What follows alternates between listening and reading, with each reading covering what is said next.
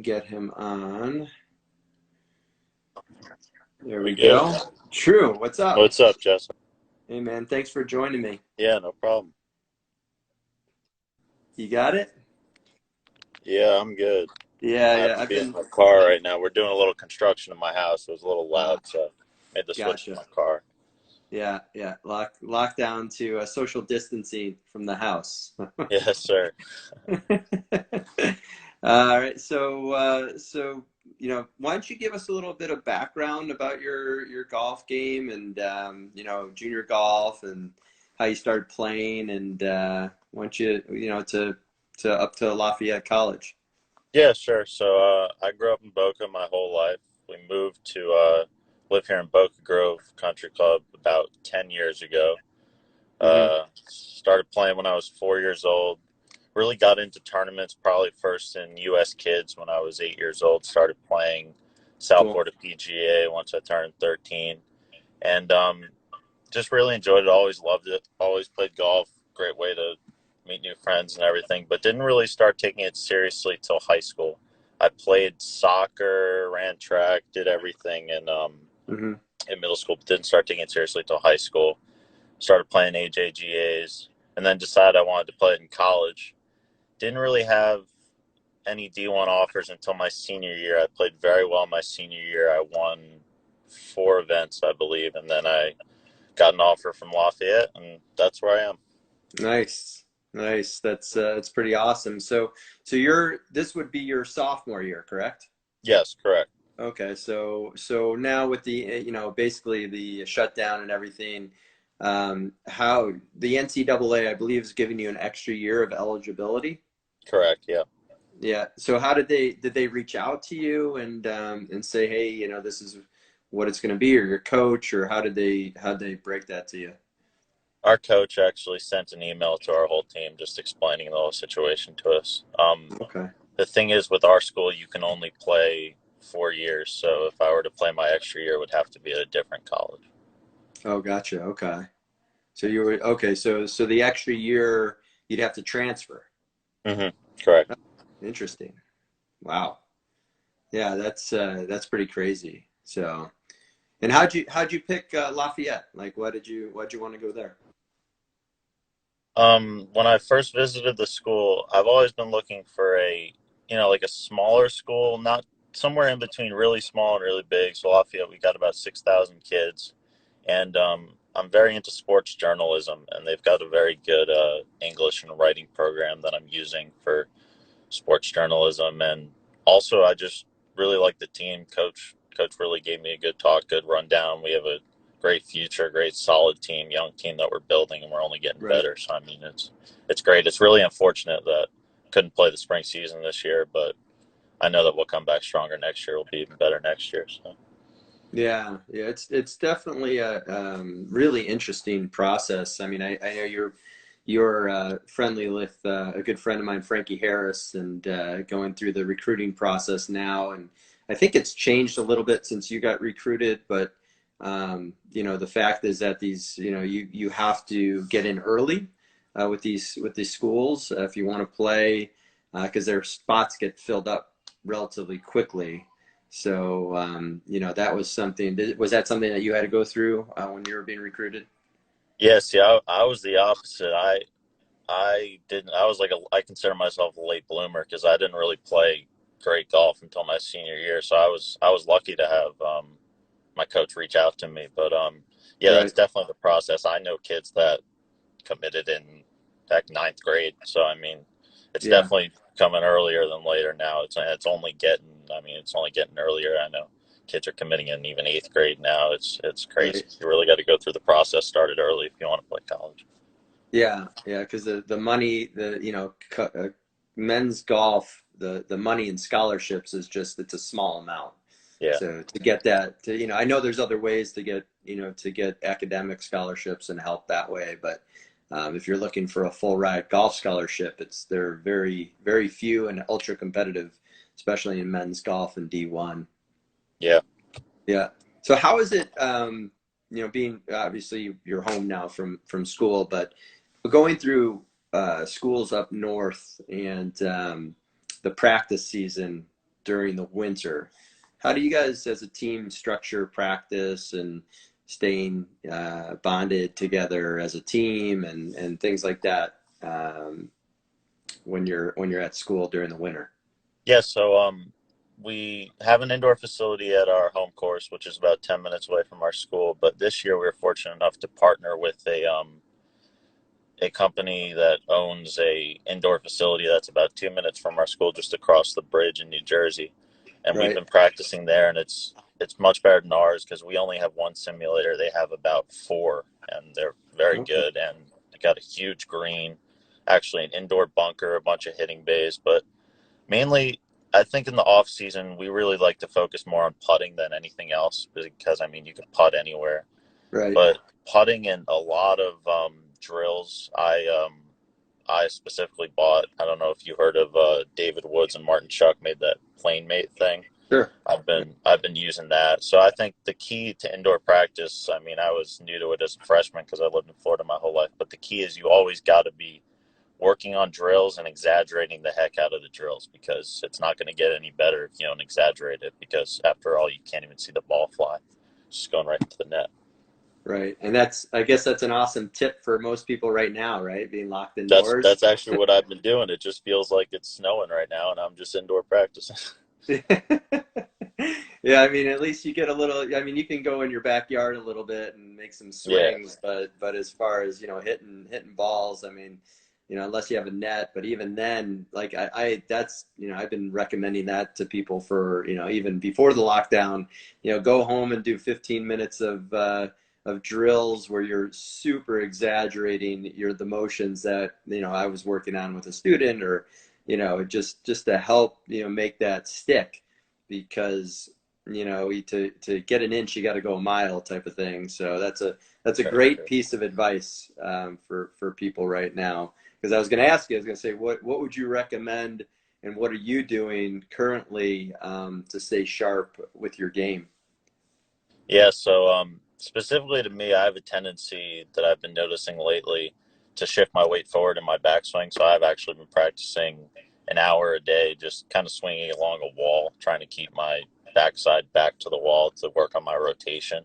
Okay. And I think that the quarantine overall, I mean, this time overall has allowed me to really work on things. I know pros are saying the same sort of thing. I saw Justin Thomas the other day say this.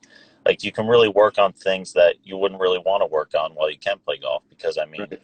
you're making changes, they feel weird. You're not going to want to work on those on the golf course. So I've really been working on that. And also a lot of mental work. Been listening to a lot of podcasts on the short game, on the mental side of golf, just overall stuff that's going to help me improve that doesn't really need me to be outdoors practicing. Right, right. And that's a huge part of the game. I mean, that people overlook a lot is the mental part. Everybody thinking about swing mechanics, but really when it comes down to it, you have to play the game. And when you're on the golf course, you can't be playing golf swing. You've got to be, creating shots and, different situations. And, there's so much that goes into the game other than if you're, parallel at the top or, if your wrist is in the perfect position because as when you're on the golf course and especially in competition, I mean, the pressure of that and the different lies and the conditions. So that's huge. I mean, that you pointed that out. Yeah.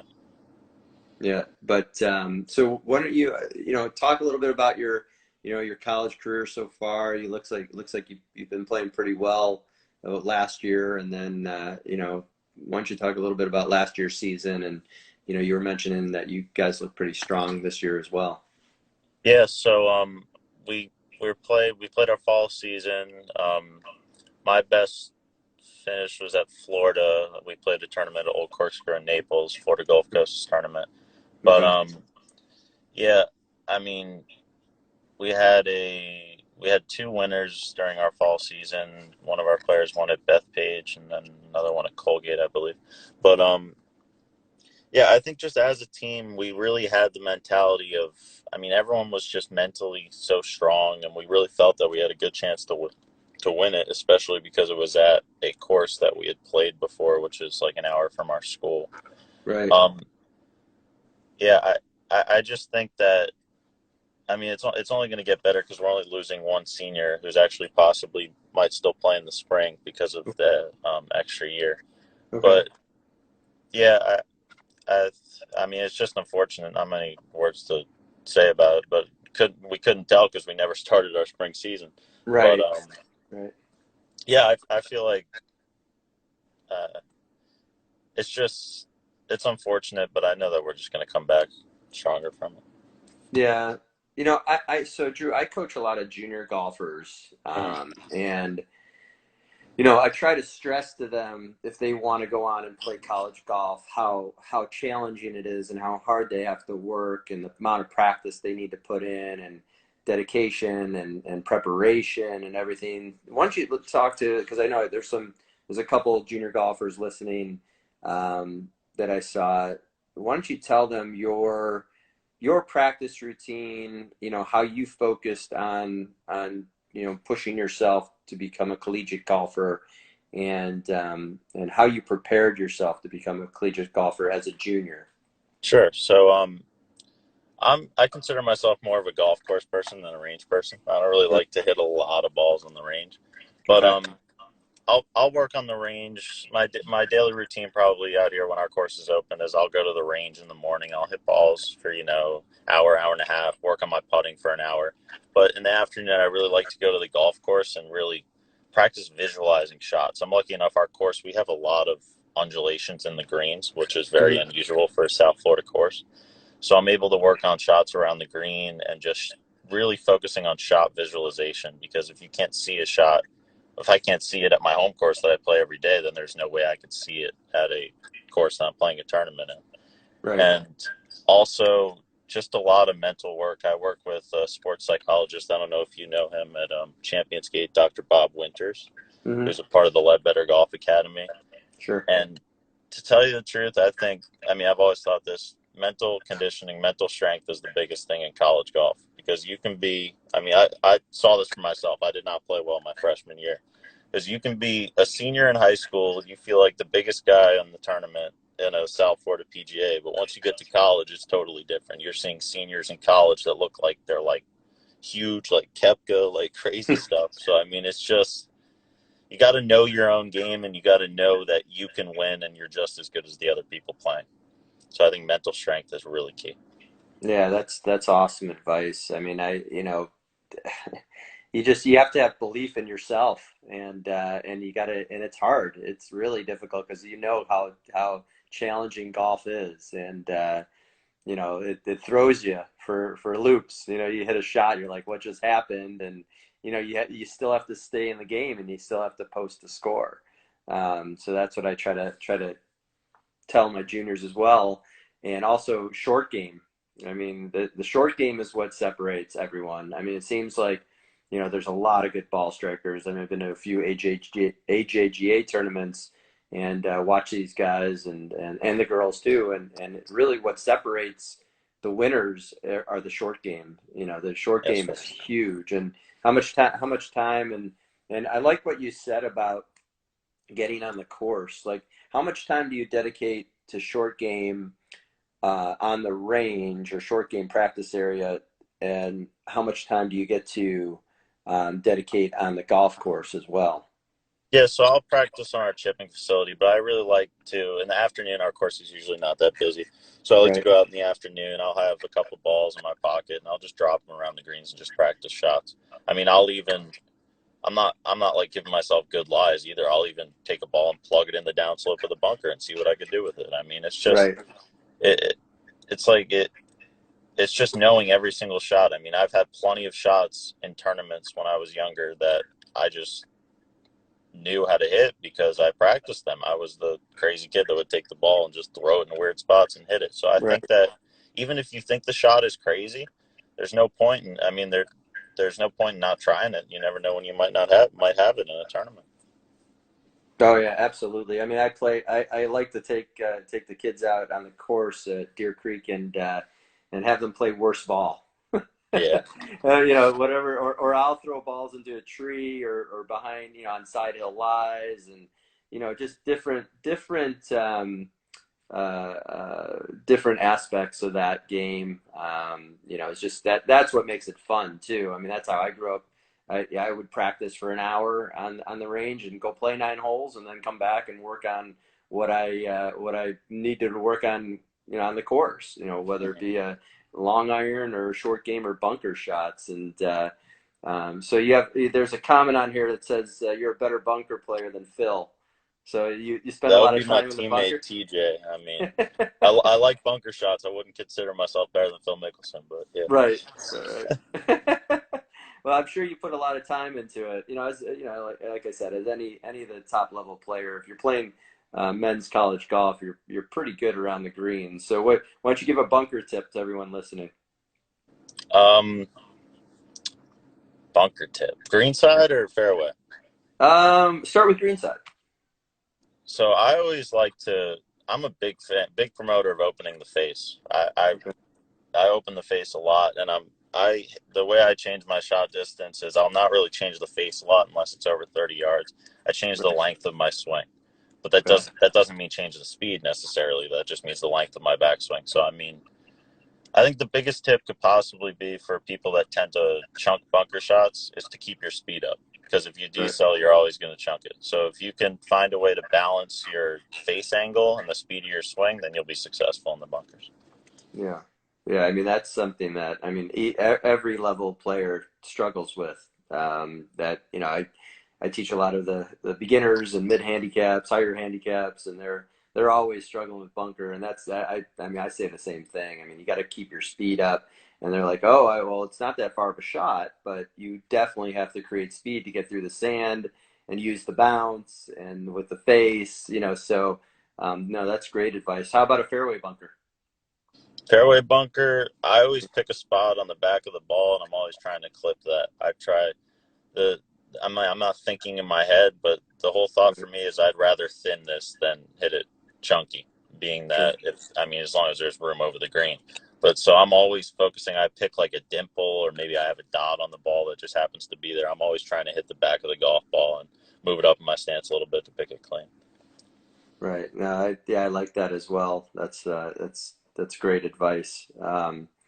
So why don't you like what type of influence your I know your mom a little bit, but never met your dad. But what type of influence did your parents have on you? Pursuing the college golf and the junior golf. Uh, I mean, my parents gave it all to me, to be honest. I'm very lucky to Yeah. have grown up in such a beautiful course that I'm in. And the practice, the tournaments, the driving to the tournaments, my dad visiting colleges with me. I Right. mean, I wouldn't be where I am today if it weren't for my parents and my grandfather, because my grandfather introduced me to golf. But I mean, yeah, it's huge. I mean, Yeah. without my dad would take me to tournaments when I was younger. He'd support me through it all. I mean, I've had swing coaches on swing coaches, many as you can think of. But I Yeah. mean, yeah, I mean, my parents wouldn't be where I am today without them. Yeah, that's awesome, man. It's true. It's true. The difficulty is nowadays is that you see some parents like are a little too overbearing. They don't give the room to the kids to go explore and be develop their games. They're looking for perfection, and it seems like you guys have a good balance there with they've allowed you to grow into a really really nice young man, as I can tell, and a great player, and let you develop. And so I'm sure there was a nice balance there as well for you. Yeah. Luckily, my dad was never better than me, so he never really got to boss me around. So, He never gave he stayed away from giving you swing advice. He yeah, just watched you play and tried to beat you once in a while. yeah. Do you have brothers or sisters, or what's the family life like? Yeah, I have one older brother who graduated Okay. from Tulane 2 years Okay. ago. He is in the real estate industry now and lives in New York City, but he's Oh home wow. because, I mean, that's not a good place to be right now. So luckily Right. he's out of there. Right. That's okay. Did he play college golf too, or no? No, he never played golf. He swam Okay. in high school. He didn't swim in college, though. Okay. And what school did you go to down here in Boca? I went to St. Andrews from third grade to ninth grade, and then I went to an academy called Score at the Top, which is like a smaller school for athletes. I went there.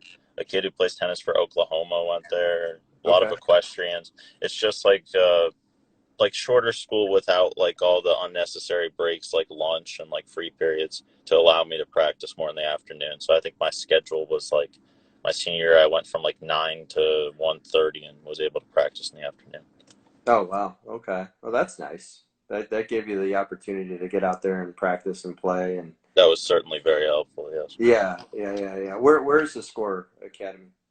Right by 95 on Yamato, right next to the old course, Broken Center. Oh, okay. Oh, sure. Yeah. Right back there where Yeah. all those offices are. Oh, very cool. Very cool. So, do you think just the amount of tournaments you played in as a junior golfer helped you develop your game?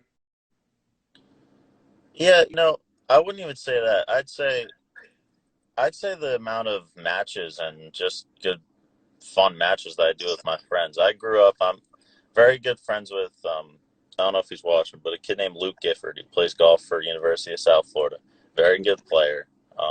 We used to almost every day of the week play matches at. I mean, playing. You know it as I do. Playing with someone who's better than you brings the best out of you. So I mean, I learned a lot from Luke, and I was able Right. to just take the shots he hits, learn them. I mean, so I wouldn't say tournaments because tournaments I'm more focused on myself and my game. I'm not even thinking about score. I'd say more just playing with friends and just more practicing shots. I like to visualize myself. Like sometimes I'll go out and I'll play and I'll visualize in my head that it's a tournament situation and I have to hit this type of shot. So I think it's Right. more times like that that have prepared me for where I am today more than tournament golf. But tournament golf is also certainly important.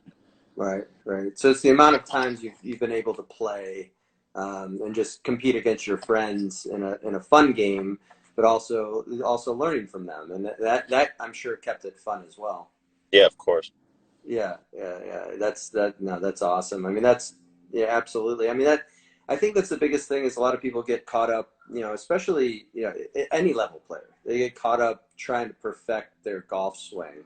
And I think it really comes down to, learning how to play the game. And so, playing lessons and things like that, getting on the course and playing with your friends and having the access to golf. I mean, I think it's invaluable for someone who's trying to pursue golf or just wants to get better.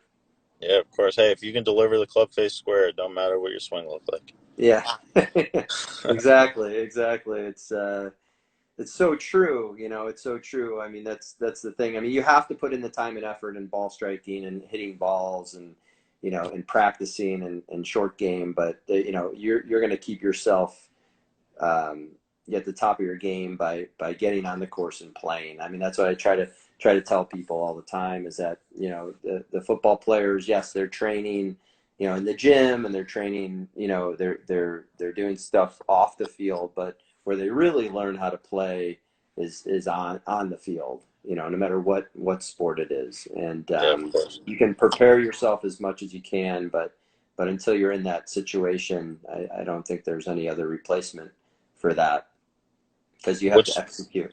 which is why also I think that there's no point in practicing if you're just going to hit balls at like say you're going to the range and you hit like 50 balls in a row. You're not thinking I'd rather hit. I mean, I know you hear this a lot, but it's the truth. Like I think also I'd rather hit like shots on the range where I'm picturing shots and I'm trying to land it in a certain area.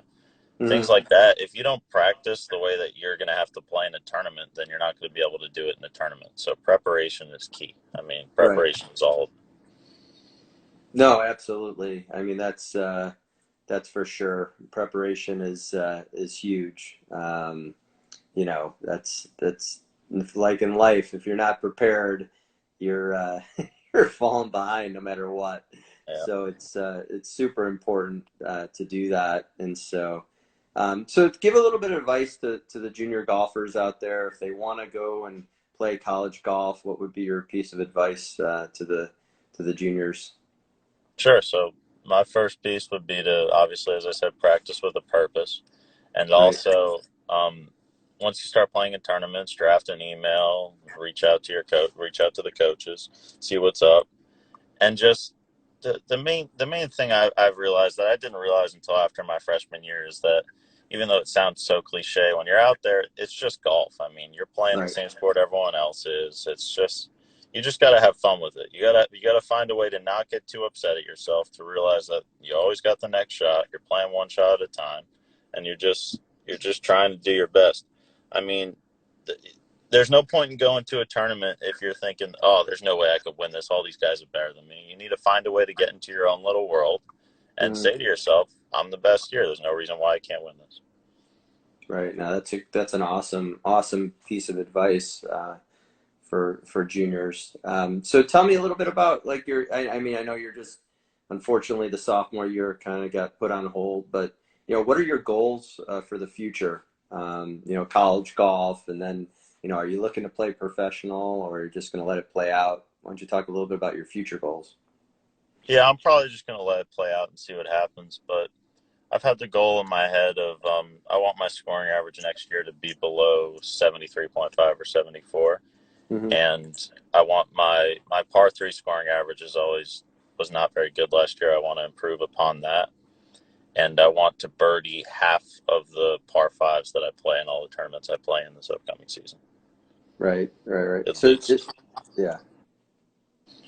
it's all more strategical goals than it is overall goals. I mean, I like to think of it when I have smaller goals. Once I put them all together, then the big thing will happen. So if I do all those stats correctly and I play the par threes well and I play the par fives birdie where I have to, there's no reason why I shouldn't finish top whatever in the tournament. Right.